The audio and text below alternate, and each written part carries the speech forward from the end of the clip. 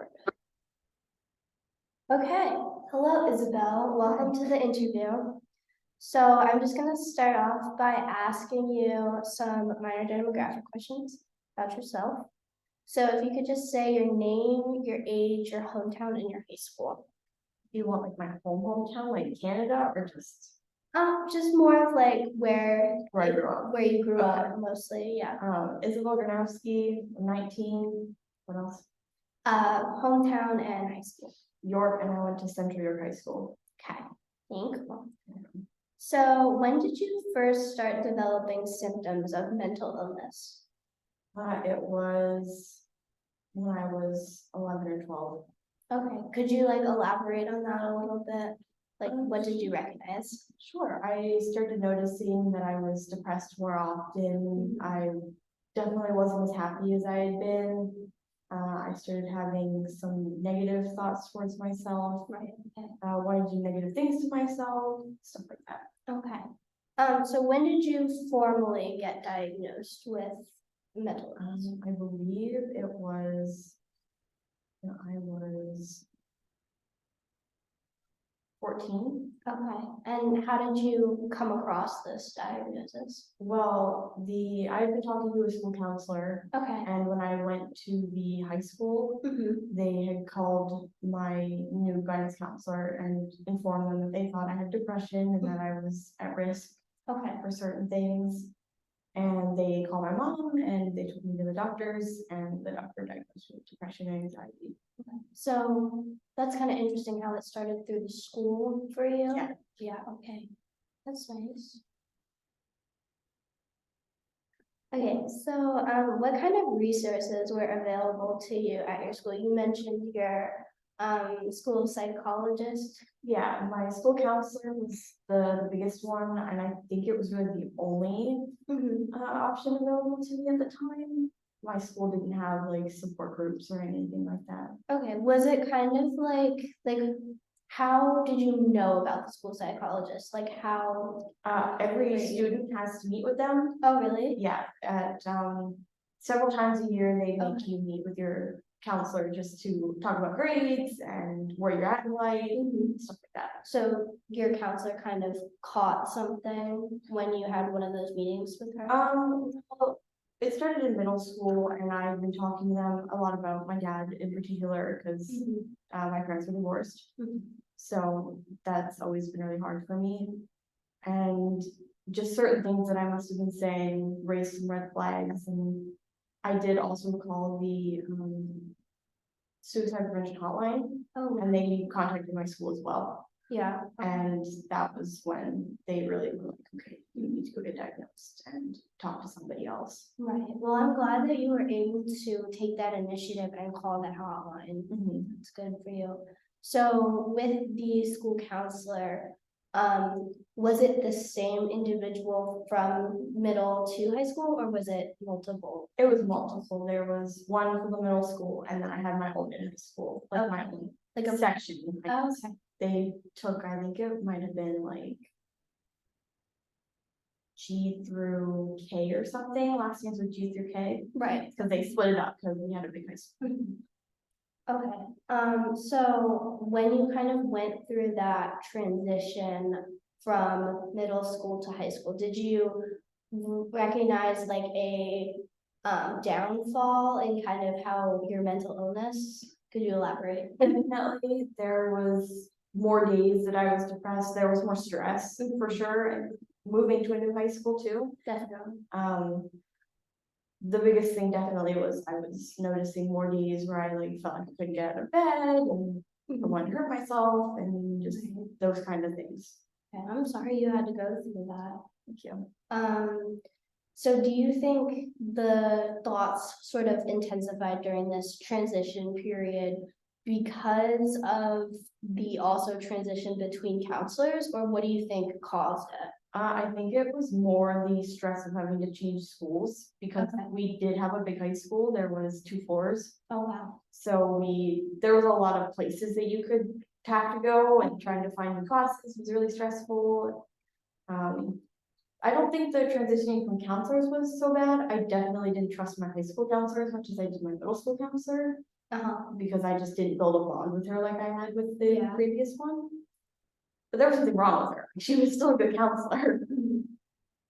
Let's see. Can I ask you something again? Oh, got you. So could you let me know like what grades your middle school was? Like Yeah. from what It was 7 and 8. 7th and 8th, and then high school was 9 through 12? Mm-hmm. Okay, so you said that you started developing symptoms in when you were like 11 or 12, so that would have been like 6th grade. 6th grade? Mm-hmm. So when you first started developing symptoms, you didn't have a counselor or any sort of outlet? No, I did not. I didn't tell my parents. I didn't talk to anybody about it, not even my closest friends. Like, it was something very private for me.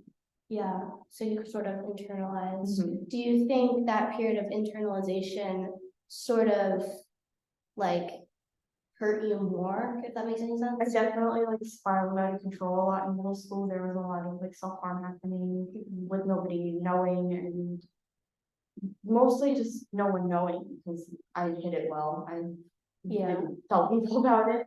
How were you able to finally tell your school counselor that you are struggling with self-harm and depression? It actually wasn't the counselor, it was the suicide hotline that I told. Right, okay. And I called thinking that it was anonymous and that they couldn't find who I was. So when they called my school and called my mom, I was not happy because I still planned on keeping it to myself and didn't really want people to know. Like at that time, my friends they knew that I was depressed, but it wasn't until probably 9th or 10th grade that I finally told my best friend that I was self-harming. So I dealt with it for a long time by myself. Yeah, I'm sorry that you went through that. So when you called the hotline, if you don't mind me asking, what did your message say?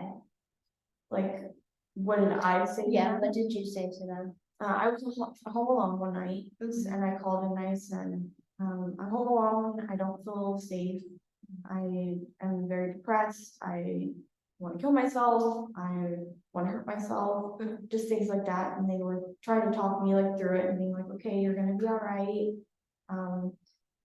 Let's not do any of that. So they sort of used like a talk therapy method to sort of calm you down. Yeah, they were asking me what was wrong, why I was feeling that way at the time. But yeah, they definitely tried to talk me down from it, and I eventually got scared and hung up. Yeah. Did they trace the call? Is that how they got your contact information? They didn't ask for a name when I called. They didn't ask for anything like that. Okay. So I think it's a good thing that we have those resources in our community who do that, even though you may not want that as the victim. But I think it was good that you were eventually able to get help and it got caught earlier as opposed to like later when you are in a serious dire situation. Not that that's not serious or dire, but you know what I'm saying. Yeah, I did. I told my mom about the self-harm. I believe it was either 11th or 12th grade. And I went into an urgent care and they sent me to a facility called Qualitative Meadowlands. And it's an inpatient facility, and I spent probably about a week to 9 days in there. It was not a good experience for me, unfortunately. One of my big triggers is arguing and fighting and physical like contact like stuff. And I can't even tell you the amount of fights I watched break out while I was there. I developed a like coping mechanism of rocking back and forth while I was there, which was something I had never done before. It was not a good place for me. So when I got out, I was happy. Yeah, I will say at least you had that coping mechanism of rocking instead of like hugging or physically hurting. So like even though that may not be the best scenario, like it's a step forward. And maybe even though you didn't have the greatest experience, like you can kind of learn from like a couple of things from there. I learned a couple coping mechanisms, some that I still use, some that I don't. Okay. That was mainly what they were teaching us, was coping mechanisms while I Okay. was in there. So what kind of coping mechanisms did you learn? They definitely use music a lot while we're in there, because we don't really watch TV while we're there. It's an electronic free environment pretty much. Okay. You get 1 hour a day to do schoolwork Oh, wow. for all your classes, so Okay. that only added to my stress for sure while I was in there. But they taught me like painting is good, writing, drawing, as much as I don't like to draw, even sometimes just like scribbling on a piece of paper, anything is nice, just to get the movement of something. Right. But a lot of music, a lot of painting. Okay. So they want to keep your hands busy, probably. Yeah, you keep your mind busy, keep your hands busy, so you're not thinking about doing other things. That's good. So you said that you only had an hour to like do your schoolwork. How did you time manage and like collaborate being a student with mental illness? It was difficult. The facility contacted my school. I was in the hospital waiting to find, they call it, they search for beds, for probably 4 days. I was just in like the ER section, and we were all in like this big section together where there were like little half walls dividing beds, and that was nice. I met some people, met some friends there. But as far as the schoolwork goes, they contacted my school, let them know what was going on, and they asked them to be patient and to give me extra time to do assignments, to not give me as much assignments, because I only have an hour. When I did get there, there were a couple fumbles for sure. There was some miscommunication, as I think they thought I had an hour per class when I'm taking 4 classes. Yeah. But I only have an hour for 4.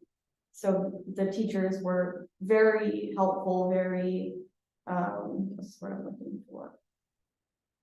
Accommodating, yes. They were like, don't worry about it, we'll figure it out when you get out. Just work on this when you can. But for the most part, they were like, don't worry about this, don't worry about that, focus on yourself, which is what you're supposed to be doing when you're there.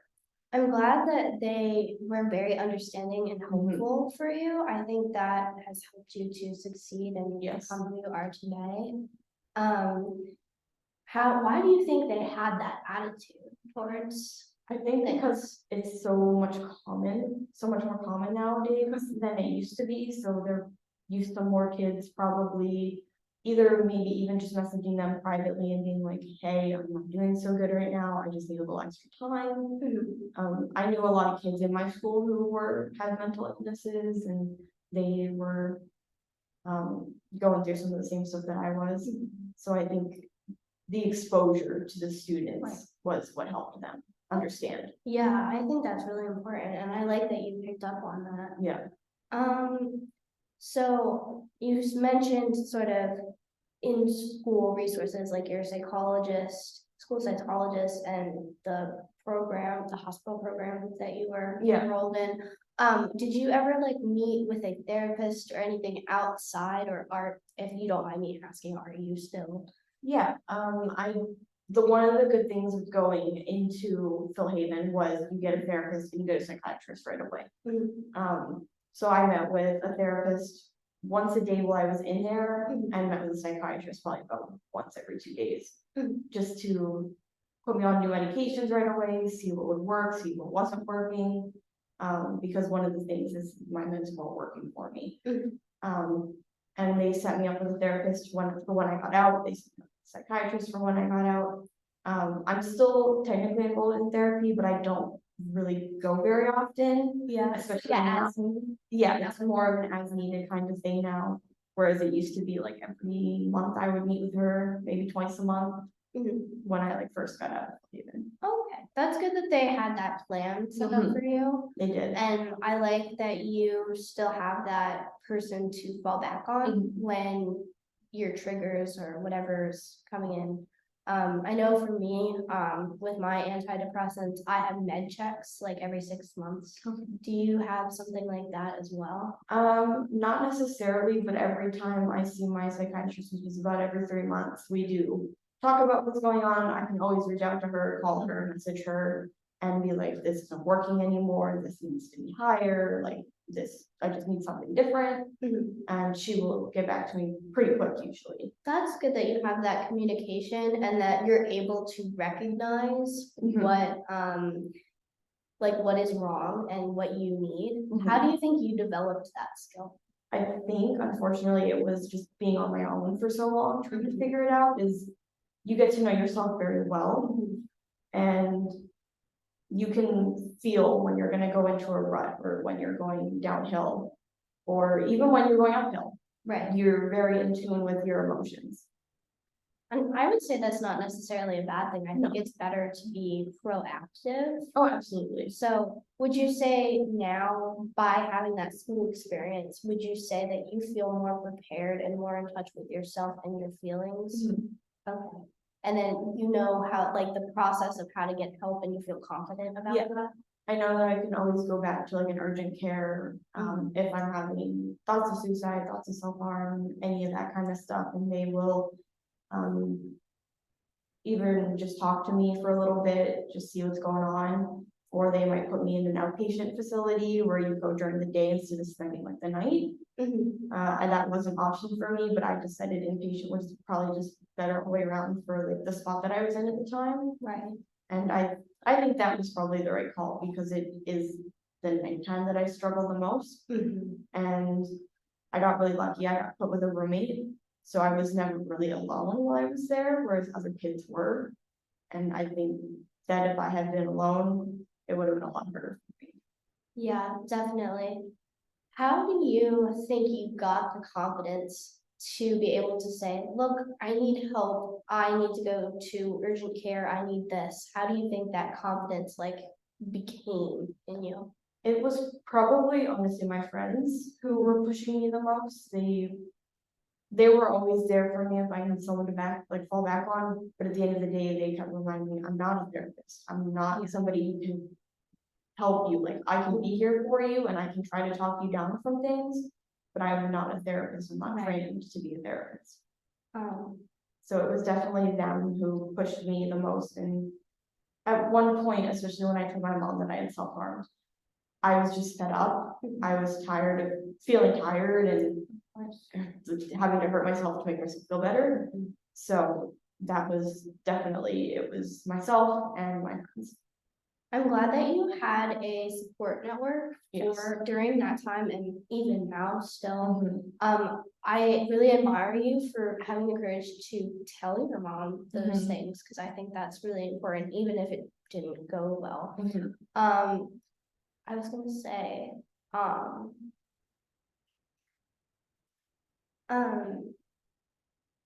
what were you talking about? We're talking about me telling my mom about the self-harm. Oh, right, okay. They have a support network and everything like that. Oh God, I had a good question. I don't remember. It definitely has like made our family a little stronger too. My cousin, who is the same age as me, also struggles with depression and suicidal ideation. Stonks. Sorry. Just stuff like that. So he too helped me a lot. He came out first and said that he needed help, and watching him go through it, I knew I could do it too. Yeah, that's great that your family eventually became supportive and that absolutely. you had a family member who was kind of going through the same journey that you were, so you guys could kind of like rely on each other. I remember what I was gonna say now. Okay. So I was just gonna ask, like, have you ever made like a plan with your friends or like a certain family, like a close peer family member who like if you were going to hurt yourself, like they would call somebody or do something like that for you? No, never done that necessarily because I don't have the desire to go anywhere. I'm much more comfortable in my own home, I find, than being in a facility where it's a little scary, especially when you first get there. What else? I was gonna say something else too, and now No, it comes back, it comes back. But definitely like my best friend, my closest friend is she's always there for me whenever I need her. And that's really important, and I'm always there for her if she needs me to. Yeah. I love how you're able to like branch out and kind of become more assertive in a way. Would you say that you've become more assertive and standing up for yourself and your needs because you just don't want to feel bad anymore? Definitely. I definitely tell people more often now than I used to. Like my roommate, I'm very close to her, and we have a lot of nights where I don't feel great, and she helps me through them. I tell her that I'm feeling this way, or I asked her to take the scissors if I feel like I'm gonna hurt myself. And we get through it.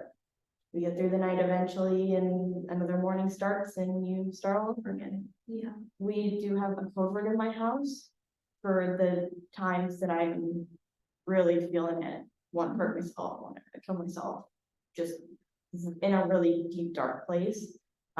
Because saying the word, I want to hurt myself, I want to do this, I want to do that, it's really hard for me to say those words. So while I was in Philhaven, they gave me a code word to use for times that I felt that. And the code word is starfish. It's just a random word. I can text it to my mom anytime. I can call her anytime and say like starfish, or put it in a sentence and she'll know what's going on. That's amazing how you have that set up. I think that's awesome that you have all these support. And I just also wanted to applaud you. Like you and Maya were like strangers at the the semester, right? Like you first met here. And now she's like looking out for you, and like she's a big part of my life now. And support system. Yeah, and she like picks the scissors. Like that's like applaud for her. Yeah. How do you guys think you like developed that trust with each other? Well, she's a psychology major, so she can read me like a book, pretty much. The first time we met, I asked her, I said, what was your impression of me? Because she brought up that she can read people really well. And she said, I knew you were nervous.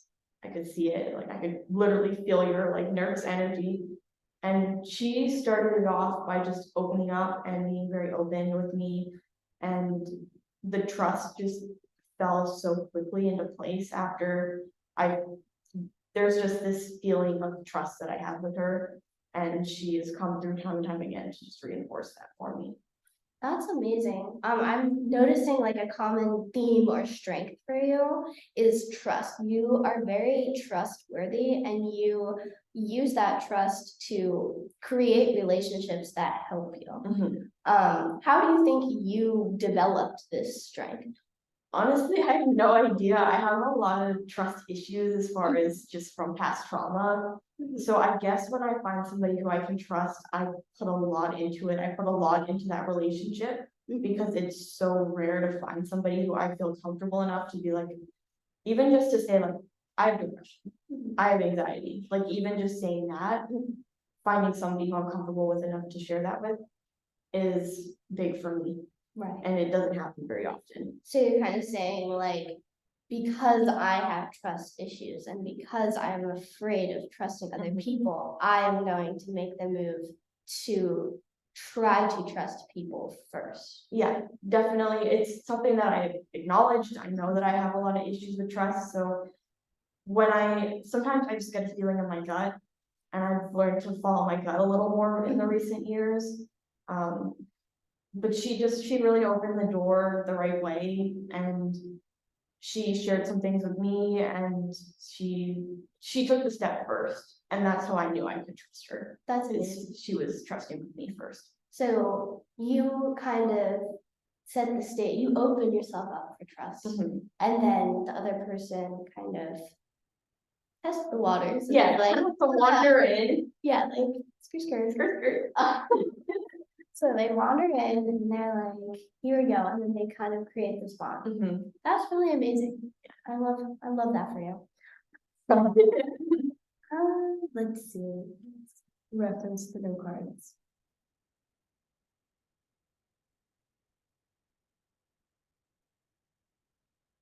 So when you started kind of going back to the school psychologist setting, when you kind of started seeing help, how did getting help, how did your like peers, classmates, friends, how did they see you? Did they see you differently? I want to say no. Mhm. Of course, there's always people out there that are going to judge. Mhm. But at the end of the day, I always had to remind myself it doesn't matter what people see, what people think, because I need the help, Mhm. and I'm the one who needs this, not them. Right. And I know what I need, and if they don't need that, great. Mhm. I need that. Mhm. So definitely, I had a couple friends who were also seeing this school psychiatrist. It was actually a friend of mine who I'd confided in a little bit. She was also a cutter. She was really depressed. And she was the one who actually set me up with the first session. And she told him, like, I have a friend who's not doing well. She should probably come see you. Can you make an appointment for her? Because I was scared to go see a therapist. Like, I didn't, there's always the connotation around therapy that is a little more negative. And I had that same view on it. But when I got into that room and we were just kind of talking, and I could feel like some of the weight being lifted off of me, almost in a sense, just because some things you don't necessarily share with a whole lot of people. So when you find somebody who will listen and not share those kinds of things about you to other people, it feels pretty good. That's good. I'm glad that you got that like weight lifted off of your shoulders very quickly. And I'm really glad that your friend like said something for you. Another emphasis of your relationships. So did you have any friends who kind of like didn't approve or like kind of didn't want to be friends with you because you were like weird or something? I got really lucky with who I was friends with. I didn't have a lot of friends in the school system. I never did. I was always really shy. I had 3 close friends at the time, and all of them were like, "We got you," like, and most of them, unfortunately, later on, even some at the time, developed depression and anxiety and things like that too. So it was also, I don't want to say rewarding, but it was nice to be able to be there for them when they needed me as much as when I needed them. Right. Are you still friends with them today? I am still friends with most of them. Christina, my best friend, I'm still very close with her. She goes to Delaware Valley. She's about 2 hours away or something. And we like see each other as often as we can. That's awesome. My friend Natalie and I, we talk occasionally. We definitely still, she's gone through quite a few things, so I can relate to her a lot, and I know that she's still there for me if I need her. My friend Rachel, she is in Ohio, I think, so we don't talk a whole lot, but she's still there. Like when she comes home for spring break, when I was taking my gap year specifically, I needed somebody, and she was right there for me. That's amazing. Yeah. So did you all like meet around this time or? Yeah, we met in 7th grade. I'd been friends with Christina since 5th grade, and Rachel and I were in the same math class. Natalie and Christina were in the same history class. So Rachel and Natalie were best friends at the time. So we just became this like quad. That's awesome. Yeah. Love that. So like what has your relationship with your parents been like since you told them about yourself? It definitely shifted. I could feel the ground shifting underneath a little bit, not necessarily in a bad way, but they were just more cautious of certain things. Like when I was in Philhaven, they had to take away all like the knives and the scissors and stuff in the house just for precautionary reasons, which they loved because every time they needed to cut up like strawberries or something, they had to run upstairs and go to their secret hiding spot with all the knives. But it definitely, it hasn't made us any less of a family, for sure.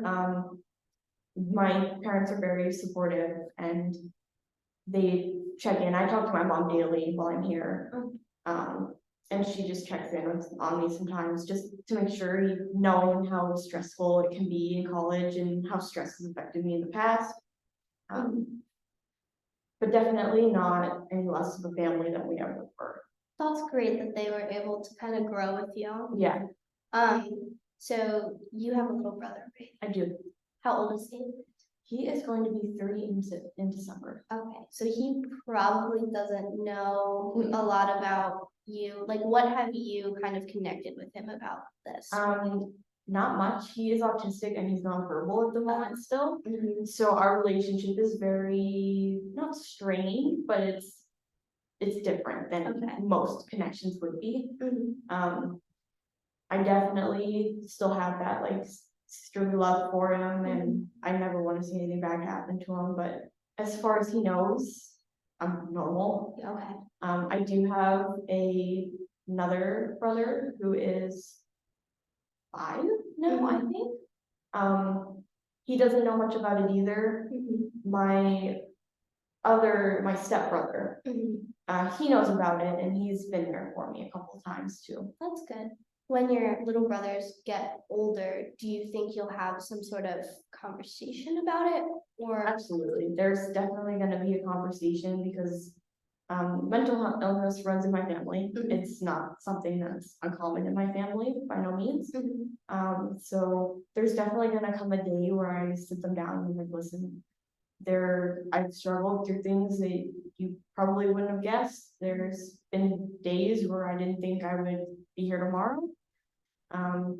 So I just want them to know that if there's anything that ever happens and they don't feel like they can go to mom and dad about, that sister can definitely relate. Okay, that's awesome that you're able to kind of like pay it forward Oh, with absolutely. them as well. Would you offer any like sort of advice with them to kind of like any precautions to take to kind of avoid self-harm or anything like that? Just don't start. As much as that is impossibly difficult, the first time that I hurt myself was the worst decision in my life because you rely on it so quickly and so oftenly once it happens. Because it as terrible as it is, it helps because it distracts. It gives you something else to focus on.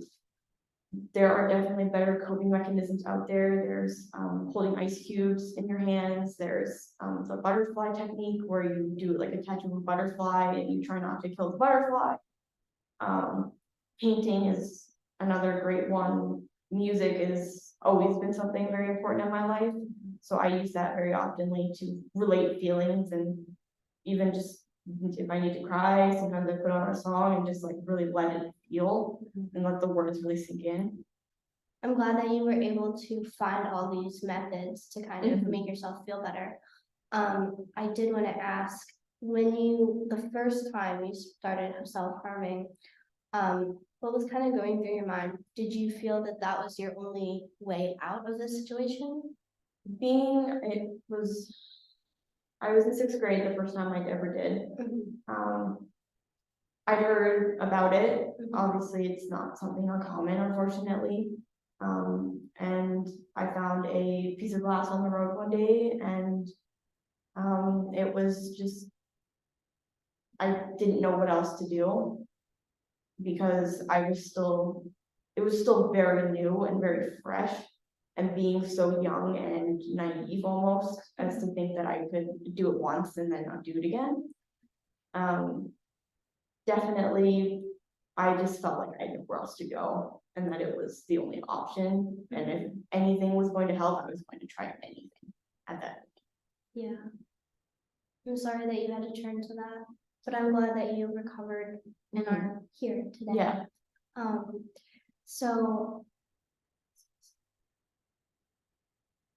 So what do you think the main reason why for your depression was? Was there a reason, or was it more of like you just feel really sad and you don't know why? Yeah, sure. They diagnosed me with my depression, and I don't remember the medical term for it. But basically they said that you just have chemical imbalances in your brain that need to be fixed. I haven't had the best childhood by no means. I've gone through divorce and movies, and just watching my parents like fall apart almost definitely did something to me. I was a very outgoing child when I was young, and after the move, I became very closed in, and everyone around me noticed. All my family knew that something was off. So do you think that these chemical imbalances were probably here all along? And then with you moving from Canada to the US, your parents going through a divorce, all this trauma kind of, do you think that kind of like kick-started your? I think so. As much as it didn't start right away, I moved here in 3rd grade and I didn't start feeling symptoms until probably 6th grade. Definitely anxiety in 5th grade after I got my diabetes too. But the depression didn't come until a little later, but I was also older and I could understand and process things a little more. Things were starting to make more sense, and I was learning new things about everything that had happened and just everything like that.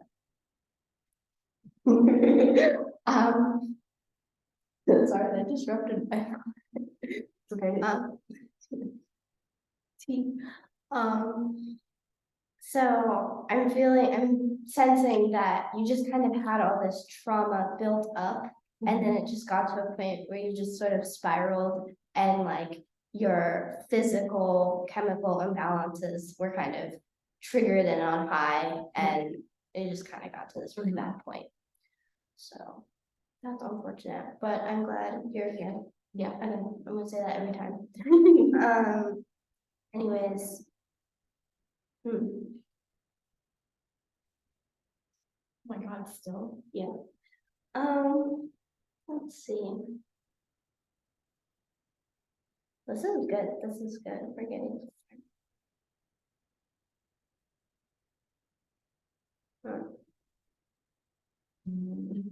You have anything you want to share? Definitely being in college has triggered me a lot. Right. Just with maybe just being away from home and having all the stress from classes and not knowing things has always been scary for me, as it is probably for most people. Just not knowing, like when I was picking classes before I met my advisor, I was freaking out. So I was like, I don't know what I'm picking, I don't know what classes I'm taking, I don't know what I need to take. But definitely being here, it has gotten worse. And that is something I plan to tell my psychiatrist. I meet with her on like the 15th of this month. That's great. We have a pre-psychiatrist meeting. Yeah. I'm a therapy session. Exactly. I still pay for it. Yeah, free therapy. Yeah, so it seems like change is a trigger for you. It is. How are you learning to adapt to change? Is it getting better like each time? I can't say that it necessarily is. I'm still learning. It almost have to just let it roll off my back and just try not to let it phase me. Like when I met my roommate, knowing that like I had to meet somebody new, I was like having like almost a panic attack in the car on the way to meet her. So definitely change is a big trigger for me, and definitely. Yeah. Even just like when I went to Philhaven and coming home and having all those changes in the environment was very stressful for me. I will say, I do think you are growing and maturing from whatever happened, because I think it's great that you are able to recognize when, excuse you. It was a me. You are able to recognize like when things are gonna happen. So like coming to college, living here, you knew and you prepared for that. Also, I remember when I first met you, you talked in the group chat and were like, hey guys, help. Yeah. Like basically almost every day or something like that. Yeah. You texted a lot, I remember. And I just thought that was great that you knew to do that. Yeah, I definitely know when I'm going to spiral. Unfortunately, right now I have that feeling, but I'm recognizing it and mentally preparing for the fight that I'm going to go through again. Trying to save up the energy for it, because as much as it is a mental fight, it is physically exhausting. I have never felt more exhausted in my life than I am right now. But just knowing that I've been doing it for so long that I just have to keep pushing. Yeah. That I will get there one day, and I have to remember my good days that I have, and I have to be thankful for all my support system. And the biggest reason I probably haven't committed suicide is because of my support system. That's amazing. Just knowing how much time and energy people have put into me, and knowing how much it would hurt them to see that happen, is definitely like the reason I'm still here. I'm glad that you are able to recognize that, and just, that's amazing. You did mention that you're exhausted, like physically. So has that impacted your sleep schedule at all? Are you sleeping more, sleeping less? It's kind of funny because I sleep less during the night, but then I take naps during the day because I just can't get through the day without a nap. But definitely the nights are hard. They, even like I told you with my depression, nights have always been like my downfall. Just, I think it's just because it's dark outside, I'm alone. Being alone is another big thing for me, is I just can't be alone. And especially when we first got to college, Maya worked a lot, so I was alone a lot, and I didn't have a lot of friends. So I was alone a lot, and there were a lot of hard nights for me. That's good. Or not good, but I know what you meant. but I'm glad that you're getting better with that. So do you think that like you take naps during the day because you finally feel comfortable enough to sleep now that people are around and people are like available? Part of me thinks yes. Not that I'm afraid of the dark, but it almost feels more comfortable when there's light in the room. I don't know if that's like symbolical for my mind or what, but I sleep much better during the day when I take naps than when I do at night. I'm also diagnosed with PTSD, and I have a lot of nightmares almost every night. So even just those, it doesn't help my sleep schedule. I wake up a lot. I always feel like I never get sleep because my mind is still going and I'm not falling into like a deep sleep. And we've tried several like different medications for that, and so far nothing's really worked, unfortunately. So just kind of trying to not get over it, but just let it roll off my back and remind myself their dreams are not real. Yeah. Because some of them do get pretty graphic and pretty personal, and definitely stuff like that. Like I've had one that stuck with me for a long time is I had my mom and I were in an elevator, and my little brother had managed to get on top of the elevator, and he walked off and fell. That's traumatic. Yeah. And that would occur like almost every night? No, it happened once, but it stuck with me for a while. I'm afraid to sleep a lot too, just because of the nightmares. They even come during the day, and it's just something that I'm kind of used to. And the bags under my eyes are definitely growing. I can see them. Just trying to push through it. I'm glad that you're able to sort of recognize what is dreamlike and what is reality. I think that's a good strength for you. You did mention that you have PTSD. How did that kind of originate? I'm not exactly sure. When I went and got after I got out of Phil Haven, and I was talking to my psychiatrist and my therapist, they did say like you show a lot of symptoms and signs of PTSD, like, and I don't know what it's from, but the nightmares, the anxiety, the depression, obviously too, just a bunch of different things they rolled into it, and they were like, we think your nightmares were PTSD. You really did. So definitely, it wasn't something that I thought I had until I met with them, and they were like, no, you definitely have that.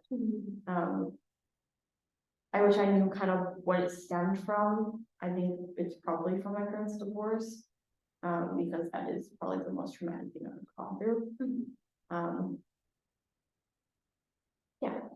I think that's really interesting and wise that you're able to sort of identify that you have this problem, but you don't need to constantly be looking for a cause. Yeah. So I think, and also I think that's interesting because I feel like in a lot of the literature, everything's like, oh, like experiences cause mental illness, and that's not always the case. You were saying with your chemical imbalance and everything. So I think the biology is very important as well. Definitely when I was diagnosed, my mom she didn't understand. She was like, I don't understand why you're unhappy. And I couldn't tell her a reason because I didn't know either. Yeah. Like I didn't know why I was feeling that way. I didn't have a bad life. I had 2 loving parents. I had pets at home. I had good grades in school. Like I didn't really have a whole lot to be down about. And it was really hard for her to accept that sometimes things aren't caused by physical things. Sometimes it is just you in a way. It's just part of you, and you have to fix those things and try to better yourself. Right. So it's almost like a physical ailment. That's interesting. I like that perception of it. I think that gives a lot of insight. We have like 14 minutes left. Okay. So the question that's sticking out to me right now is like, if you were able to go back in time, knowing what you know now, and tell your younger, like give your younger self advice, what would you say? Ooh.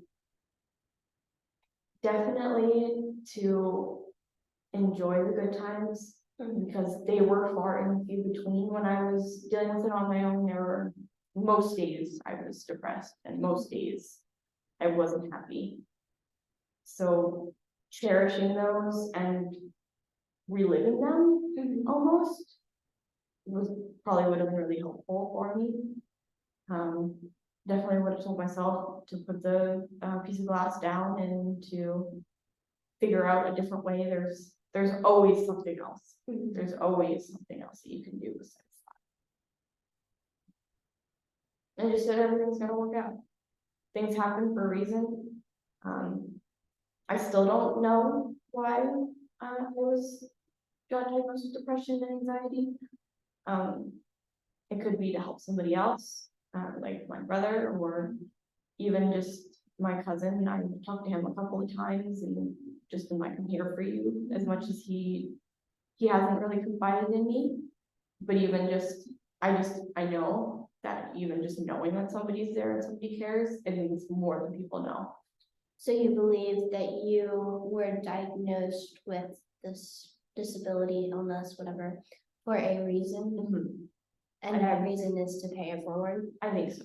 I think to have experienced it and to grow from it and to survive, surviving being the biggest thing. I can help people.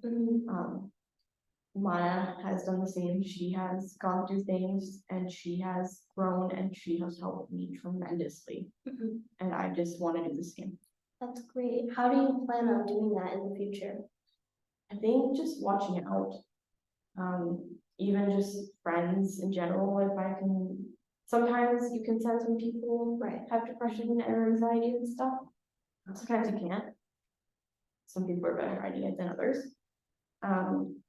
But even just the other night I was out for a walk and I saw somebody like sitting there alone and I just like, asked like if they were all right. Just even little things like that. Sometimes being asked if you're okay is more meaningful than people realize. To know that somebody has noticed is very important.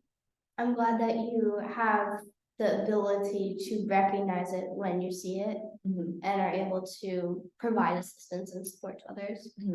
Do you ever plan on sort of paying it forward with, like, on a more macro scale, like more social justice-y vibes? Maybe. It would honestly, it depends on what the future holds for me.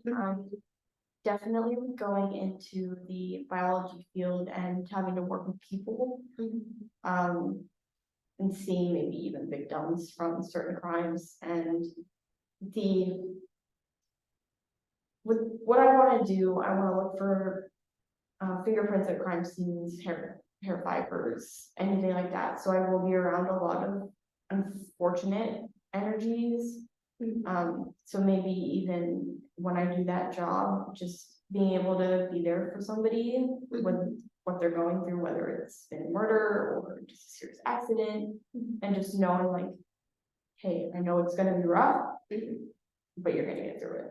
So by finding the facts, you seek to help families and victims recover from loss. That's great. I love how you were able to like utilize that. Do you think that's why you wanted to be a forensic biologist? Probably part of it, maybe somewhere deep down, was that I wanted to be able to help people, and I definitely thought about becoming like a therapist, just because I've gone through so much and I can relate to people more than people realize. But definitely, yeah. That's great. Love that.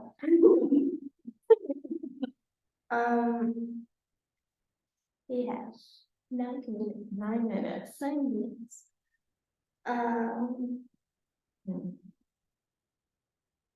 It was a good conversation though. Yeah, well, hopefully this helps you with your paper. I really hope so too. Annotates that. Annotate that. No, I'm excited about that. And I guess something else that pops into my head is when I told my mom, she didn't believe me. Not as in like a sense of like, no, you didn't, like, she just couldn't believe that her baby had like physically harmed herself. She told me they were stretch marks and that they weren't scars, and so it definitely can be difficult for people to understand and to come to terms with what a person can do to themselves, especially. So when she found out, she definitely like, it was hard. It was hard for her to like grasp and understand. So they're kind of in disbelief about it. Absolutely. I never saw my stepdad's reaction to it, but I can imagine it was probably about the same, because it's not something that you ever want to hear from, especially your child or anybody in your family. Of course. Is that you hurt yourself. Like nobody wants to hear that. Have your parents had prior encounters with other family members having mental illness, or not really? My dad's mother has bipolar depression, so he was definitely, and he has depression. So he was probably more prepared than my mom was. Like I said, my cousin came out first and was like, I have depression, I'm not doing well, this, that, and the other. I mean, he went into the hospital first to be treated for it, which is what sparked me to be like, I can do it, I need to do it. But it definitely came as a shock to her. I hid it well, I knew how to hide it, which is something else that I wish I almost hadn't have been able to do for so long, because it had been a long time, and it takes a toll too, just being alone and not being able to share that with somebody else. So I'm glad that I finally like bucked up the courage to be like, I'm not doing as well as you think I am. Like, I know everything seems fine and that I'm maybe just like a little stressed from school, but there's more under the surface. Yeah, and I'm glad that it seems like everyone who you came in contact with, like, noticed, okay, there's something wrong, except maybe your mom at first. There's something wrong, we need to get her help. And I loved how that thought process just was there for you. Yeah, no, I had probably the best support system that I could have had going through all of that, which I'm really lucky, because without a support system, I wouldn't be here. Honestly, without my friends, without the rest of my family being there for me, like it isn't even just like my mom and my dad, it's my aunts, my uncles, my grandparents. They all know about it, and they all check in on me occasionally, and they're like, we're here for you if you ever need to talk about something. So I'm really lucky and very fortunate to have a family that is so like tight knitted to be able to do that. That's amazing, and I'm glad that they stuck with you and Mhm. believed in you throughout this whole process. Mhm. So I think that's good enough. Okay. So thank you so much for meeting with me today. Yeah, I will absolutely. write a paper and then I'll send it to you. Okay. So yeah. Okay, bye Isabel. Bye.